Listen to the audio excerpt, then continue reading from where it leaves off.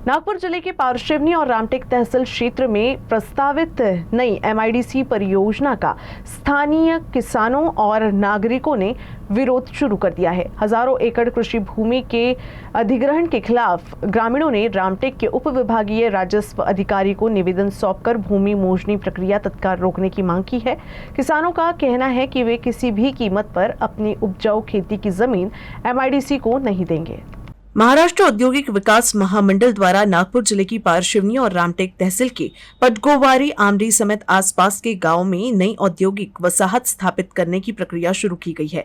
इसके तहत 23 जून को भूमि मोजनी और सर्वेक्षण का कार्यक्रम निर्धारित किया गया, जिसके लिए संबंधित विभागों और किसानों को नोटिस जारी किए गए हैं। हालांकि प्रस्तावित परियोजना के विरोध में स्थानीय किसान और नागरिक एकजुट हो गए।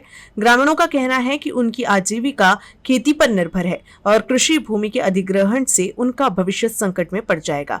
इसी मांग को लेकर नागरिकों ने रामटेक उप विभागीय राजस्व अधिकारी प्रभारी रमेश कोल्पे को निवेदन सौंपकर मोजनी प्रक्रिया रोकने और कृषि भूमि को एमआईडीसी में शामिल नहीं करने की मांग की है।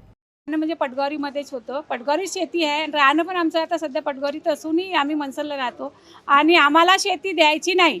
आमची शेती आमचे सगळे गावकरींना आम्ही विनंती केली आहे का, विनंती म्हणजे आमची सगळ्यांची विनंती आहे आमदार साहेबांना का आम्ही आपली शेती जाऊ देणार नाही। आणि त्यांचं सगळ्यांचं म्हणणं आहे का शेतीशिवाय काहीच पर्याय नाही ना। आमच्या शेती लोक आमच्या गावामध्ये एकाही तरी मुलांना गव्हर्नमेंट ड्युटी असेल तर सांगा। रामटेक तालुक्यातील पटगोवारी या गावी प्रस्तावित एमआयडीसीची मोजणी शासनाने 23 तारखेला नोटीस काढलेली आहे। वास्तविक पाहता इथं एमआयडीसी होऊ नये असा गावकऱ्यांचा विरोध आहे, कारण की ही सर्वात सुपीक अशी जमीन आहे आणि मोठ्या प्रमाणामध्ये शेतकऱ्यांचा जो प्रपंच आहे तो या शेतीवर चालतो, दुसरा काही रोजगार नाही आहे आणि या शेतीतूनच सगळा रोजगार आणि सगळा प्रपंच चालत असतो।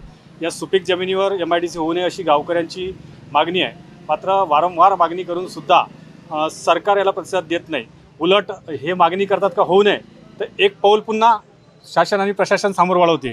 त्यांच्या विरोध असताना पुन्हा मोजणीची नोटीस काढली। आता 23-24 तारखेला 22-23 तारखेला मोजणीची नोटीस काढली आहे। औजा, पटगोरी, नयाकुंड आणि आंबडीची जी शेती आहे ते शासन एमआयडीसी करता बुक करत आहे। त्या मागच्या वर्षापासून त्याचे पत्रव्यवहार होत आहे, तरी आम्ही सर्व कास्तकार त्याचा विरोध करत आहे। आमची शेती जी आहे पटगोरी जी घेणार आहे ते रामटेक तहसीलमध्ये 1 नंबर 1 शेती आहे, सुपीक शेती आहे, उपजाऊ शेती आहे, कॉटन करता महत्त्वाची शेती आहे आणि आम्हाला विरोध आहे याचा।